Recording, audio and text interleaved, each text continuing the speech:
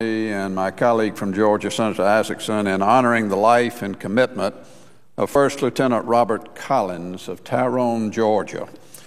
Lieutenant Collins grew up in the small town of Tyrone in Fayette County, where he attended Sandy Creek High School, played football on Friday nights, where he became a standout student that would take him to the halls of West Point, and where he attended Hopewell United Methodist Church with his family every Sunday morning.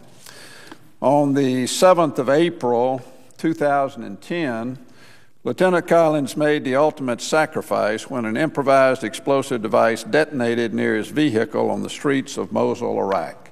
He was 24 years old. To me, it's a particular difficult situation because Lieutenant Collins was one of my appointees to West Point. He graduated from West Point in 2008, became an officer in B Company, 1st Battalion, 64th Regiment of the Armor Unit, 3rd Infantry Division, based at Fort Stewart, Georgia. He deployed to Iraq in the autumn period of 2009. Lieutenant Collins served as his platoon's commander, and while in Iraq, his unit was charged with improving security and the quality of life for the Iraqi people.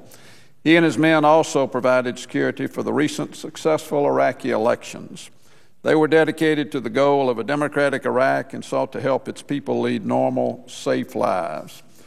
Robert's friends have described him as a man of great compassion. He was a natural leader who truly found a calling in the honor and patriotism of service in the United States Army. He's been described by his superiors as a young man who performed his duties courageously, without hesitation, and without reservations, because, after all, he was a soldier in the United States Army. As a small token of gratitude and remembrance for the ultimate sacrifice paid by Lieutenant Collins, I'm pleased to join Senator Isakson in urging our colleagues to rename the post office in Tyrone, Georgia, as the First Lieutenant Robert Wilson Collins Post Office Building in Lieutenant Collins' honor. Nothing we can do can ever repay the debt and the ultimate sacrifice that this young man has made. But this will ensure that his name lives on not just in his friends' and family's hearts, but in the very heart of his hometown. And with that, Madam President, I would yield the floor to my colleague, Senator Isakson.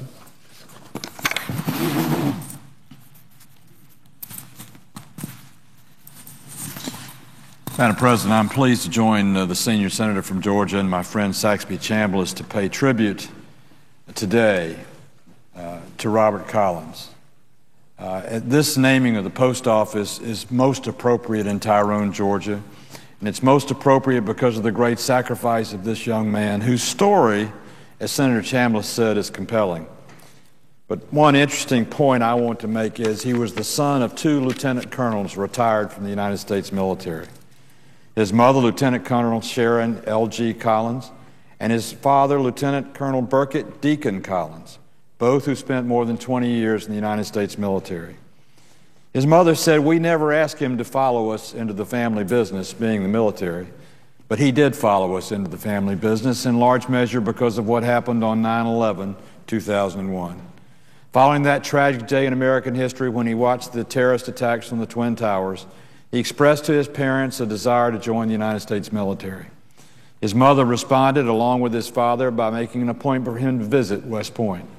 They dressed him up in his very best outfit and took him to West Point.